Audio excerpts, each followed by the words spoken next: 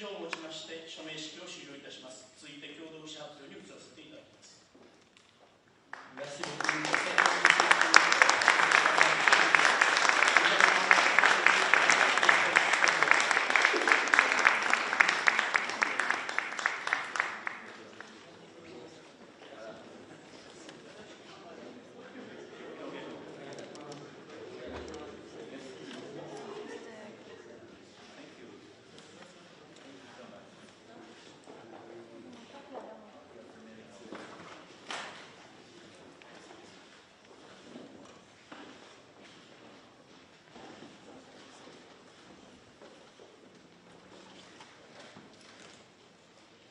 ただいまから日仏共同記者発表を執り行います。まず高市内閣総理大臣からご発言いただき、続いてマクロン大統領からご発言いただきます。それでは高市内閣総理大臣お願いいたします。エマニュエル・マクロンフランス大統領の来日を日本政府および国民を代表して心から歓迎いたします。本日はまず、テラスからでしたが、日本の春の風物詩である桜を鑑賞しながら、親交を深めました。でフランスはポリネシア、ニューカレドニアなど、太平洋に領土を有するインド太平洋国家でもあります。価値や原則を共有する特別なパートナーです。で安全保障環境が厳しさを増す国際情勢において、両国および地域の平和と繁栄にとって、同志国との連携がかつてなく重要です。国際情勢が厳しいからこそ、日仏両国首脳が親交を深めて、連携を強固なものにする意義があると考えます。先ほどの会談では、エマニュエルとの間で、両国で積み重ねてきた幅広い分野における戦略的連携を一層深化、強化することで一致しました。この後発表する日仏首脳声明、および原子力、AI、国際保険に関する共同声明は、その決意の表れです。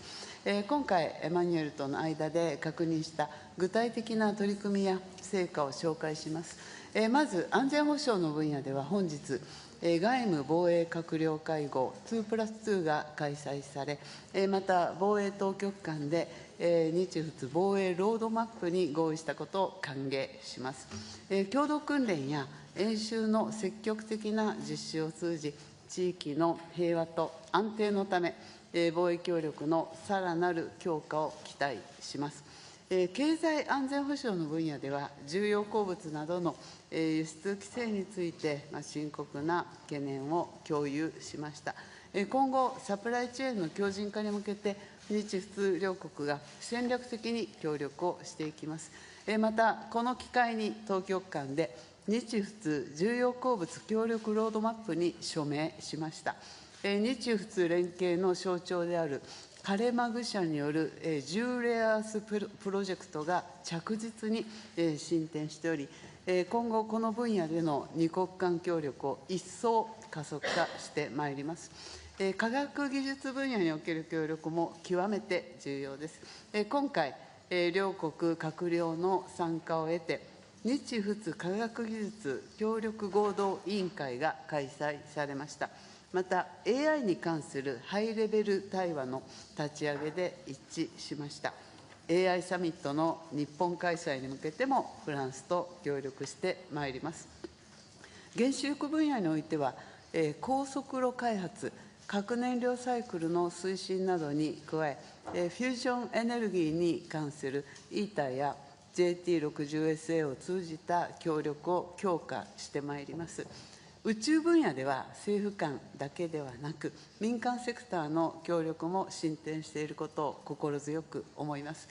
明日、エマニュエルと一緒にスペースデブリ対策の最先端技術を有する日本の宇宙スタートアップ企業を視察し、日仏宇宙協力の具体的な進展を確認することを楽しみにしております。日仏両国は2年後の2028年に外交関係樹立170周年を迎えます。記念行事の準備に向けた作業部会を設置し、文化交流を一層発展させてまいります。イラン情勢を含む中東情勢については、ホルムズ海峡における航行の安全の確保、重要物資の安定供給や事態の早期沈静化の重要性を確認し、引き続き緊密に意思疎通していくことで一致しました。この後、夕食を挟みながら、エネルギー安全保障の観点も含め、さらに深く議論をいたします。また、自由で開かれたインド太平洋の実現に向けた協力、ウクライナ情勢についても意見交換をします。今年 G7 議長国を務めるフランスと6月のエビアンサミット、この成功、そして国際社会が直面する諸課題の解決に向けて緊密に連携をしていきます。エマニュエル、メルシーボーク。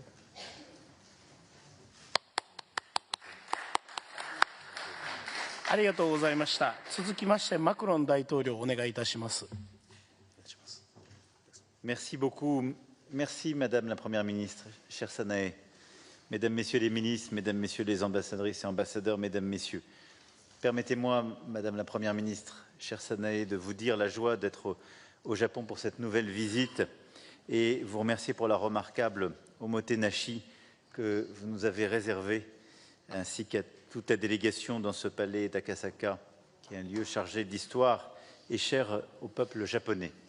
Vous l'avez rappelé, l'amitié qui unit le Japon et la France puise sa richesse dans une histoire longue et nous célébrerons en 2028 le 170e anniversaire de nos relations diplomatiques. Mais ces liens, s'ils sont nourris par une amitié profonde, notre culture, notre histoire, sont aussi tournés vers l'avenir et les préoccupations de nos concitoyennes et concitoyens. Et le choix du mot « exception » dans le partenariat qui nous lie depuis un peu plus de 10 ans ne doit rien au hasard. C'est que ce sont bien des voies nouvelles que nous souhaitons ouvrir. Je l'ai d'ailleurs vu tout à l'heure avec des chercheurs japonais et français au LIMS, qui est le centre de recherche conjoint entre le CNRS et l'Université de Tokyo, le premier lancé par le CNRS il y a 30 ans.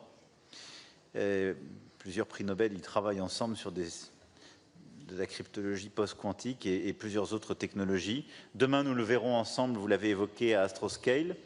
Et nous aurons l'occasion d'évoquer les coopérations en matière spatiale, entre autres avec l'entreprise française Exotrail, pour ce qui nous liera demain, et de Total Energy à Carester, en passant par Framatome, Orano, EDF.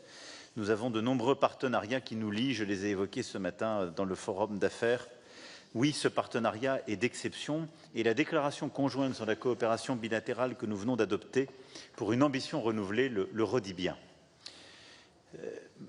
Vous avez évoqué à l'instant le contexte dans lequel intervient cette rencontre et cette visite. Elle est évidemment troublée, marquée par plusieurs guerres, mais je vais ici redire très clairement quelques éléments qui sont le socle de la relation bilatérale et de notre coopération et que vous venez de rappeler. D'abord et avant tout, nous croyons ensemble au droit international, à l'ordre international qui repose sur la Charte des Nations Unies. Nous croyons aussi aux valeurs démocratiques que nous défendons. C'est ce qui fait que vous venez de le rappeler, nous défendons l'un et l'autre le retour à la paix, au cessez-le-feu, au calme, à la libre circulation à travers le détroit d'Ormuz.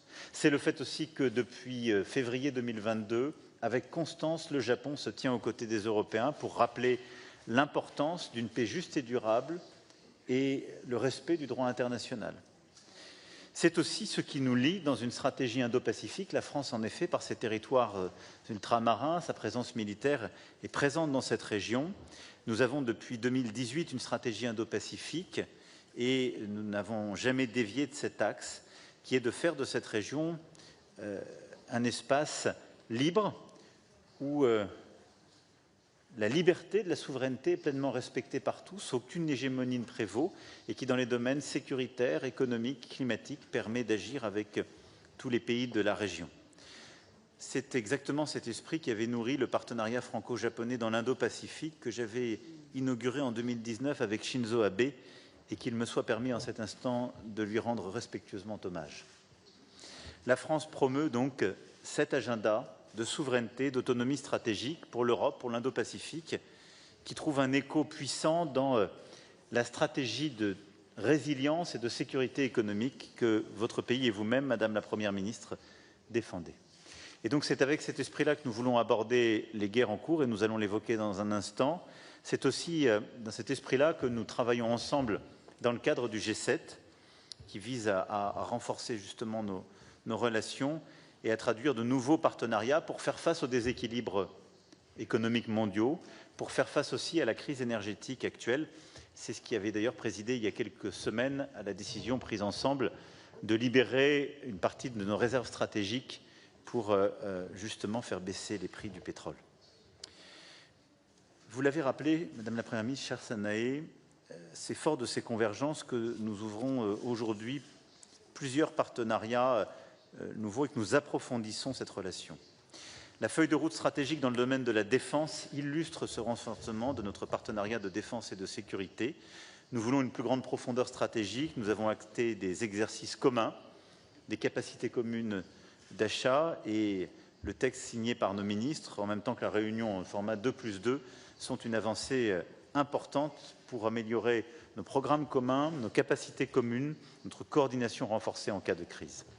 De la même manière, nous avons un agenda ensemble de résilience économique. C'est la base de notre stratégie pour une innovation souveraine, durable et partagée, comme d'ailleurs plus de 350 chefs d'entreprise et représentants de ministères l'ont défendu ce matin. L'innovation est en effet un levier de cette stratégie et dans plusieurs domaines, là aussi, nous avançons. À l'occasion de cette visite, une feuille de route dans le domaine des minéraux et matériaux critiques est signée qui va nous permettre de renforcer notre partenariat pour diversifier justement nos capacités à avoir des pays partenaires et à trouver nos ressources. Par l'innovation, nous adoptons aussi des techniques communes de séparation de ces terres rares. Et c'est le projet CAREMAG que vous avez cité autour des terres rares, porté par les entreprises Carester et Iwatani, dont la deuxième tranche d'investissement vient d'être annoncée, qui est à cet égard, je crois, la meilleure illustration de cette feuille de route.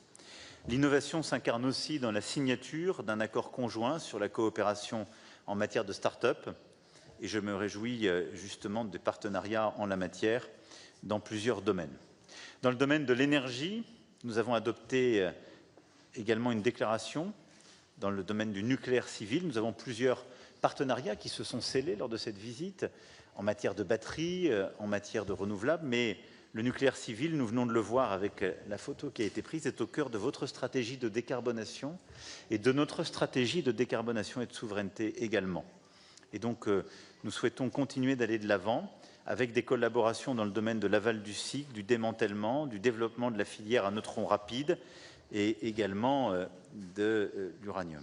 À l'image du projet SFMOX qui porte sur des études de démonstration du multirecyclage du combustible, de l'investissement à long terme d'EDF Cyclife auprès de la préfecture de Fukui dans l'initiative innovante d'un recyclage des gros composants métalliques irradiés, mais également par la volonté de construire de nouvelles capacités. Vous avez rappelé l'importance du projet ITER et je souhaite que nous réussissions le plus vite possible également à aller ensemble voir celui-ci.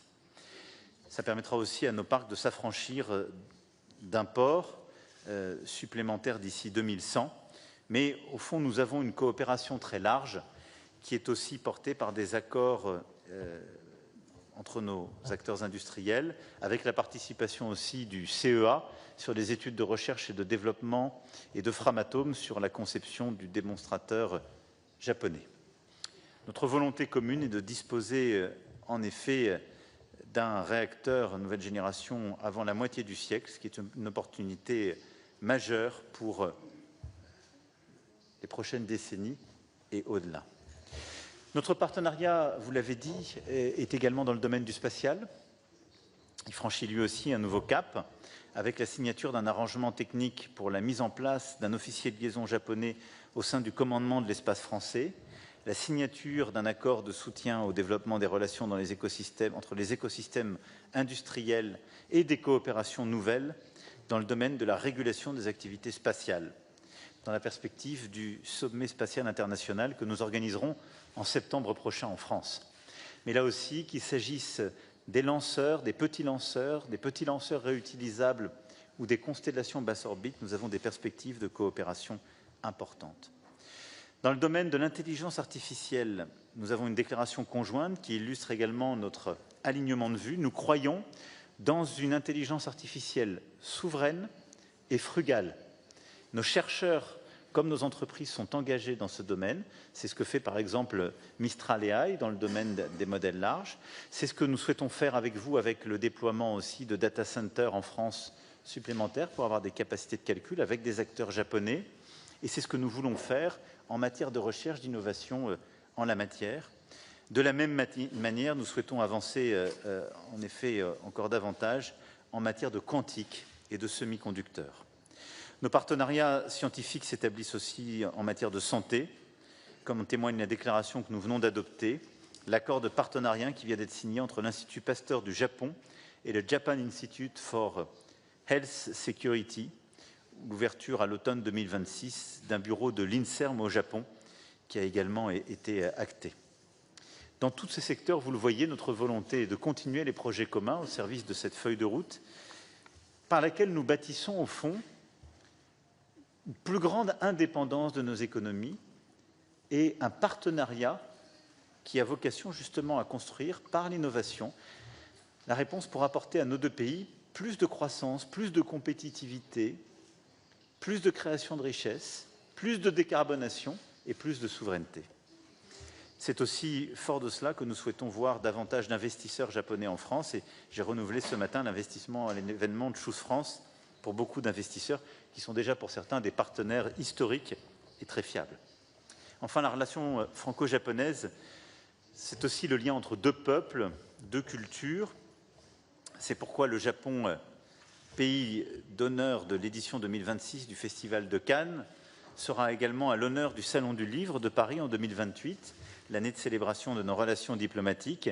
Et nous souhaitons faire davantage, je le disais, pour le livre et les mangas, qui sont très populaires. Je rappelais tout à l'heure à Madame la Première ministre, la France est le deuxième pays du manga. Vous êtes indétrônable comme premier pays, mais nous aimons presque autant que vous les mangas. Nos jeunesses adorent ces livres, leurs héros, leurs mythes. Et nous souhaitons continuer d'abord à les développer, à le vendre, à lutter contre le piratage, c'est ce que souhaitent nos éditeurs, à développer là aussi les partenariats et à développer également les programmes communs et donc les coproductions audiovisuelles, cinématographiques. Et nous souhaitons également, je le disais, sur la propriété intellectuelle, consolider les liens.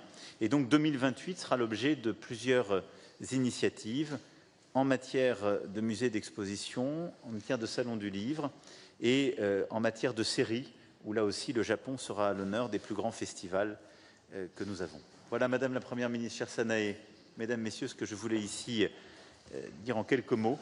Ce partenariat est en effet exceptionnel. Il est ancien, mais il est d'avenir. Il est nourri par la tradition, mais il est extraordinairement contemporain. Et c'est ce qui fait notre force. Et c'est ce qui fait aussi qu'il y a dans la relation entre le Japon et la France quelque chose d'une réponse au désordre du monde. Une vision commune, une constance, une affinité et une capacité à faire quand nous avons décidé. Merci pour l'accueil d'aujourd'hui, pour cette amitié. Je serai très heureux de vous rendre cette hospitalité dans quelques mois à l'occasion du G7 et je l'espère d'un moment bilatéral ensemble. Merci, chère Sanae.